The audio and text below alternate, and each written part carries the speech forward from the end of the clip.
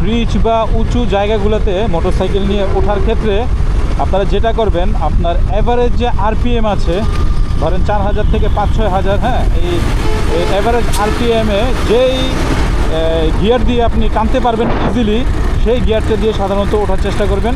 ধরেন আমি এখন 2 নম্বর গিয়ারে আছি। 100 সিসির যে বাইকগুলো বা 100 সিসির আশপাশের যে বাইকগুলো, সেগুলো 2 নম্বর গিয়ারে মোটামুটি স্মুথলি উঠায় দেয়। আর হায়ার সিসির বাইকগুলো 1 নম্বর গিয়ারই অনেকগুলো উঠায় দেয়। অনেক কিছু কিছু মাঝে মধ্যে ধরেন দুর্বল হয়ে গেলে সেগুলো 2 নম্বর গিয়ারে করতে হয়।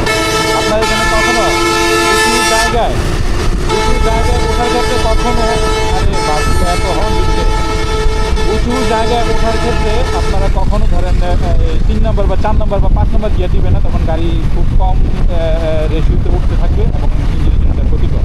আর নামার ক্ষেত্রে যেটা করবেন, আপনার অনেক সময় পিক আপ দেওয়ার প্রয়োজন পড়ে না। এখন আমি পিক আপে রাখছি, এখন এই যে ঢালু অংশটা আমি আস্তে আস্তে আস্তে আস্তে পিক আপে ছাড়বো, হঠাৎ করে পিক আপ ছাড়বো না। এই যে পিক আপ ছেড়ে দিচ্ছি, ক্লাসে ধরি নাই, এই আস্তে আস্তে স্বাভাবিক গতিতে নামতেছে। তো পাহাড়ি রাস্তাগুলোতে যদি যান, সেম টেকনিকটা অ্যাপ্লাই করবেন। যে গতি কমে গেছে, আমাকে গতি বাড়াইতে হবে, কারণ বাস আমার দাবাইতেছে পিছনের মাছ। ডাবল লেয়ারে তারা এই রাস্তা দখল করে ওভারটেক নিতে চেষ্টা করতেছে, দেখছেন? তো হাইওয়েতে না চাইলেও অনেক সময় আপনার গতি বাড়াইতে হবে, সীমার বাইরেও যেতে হবে।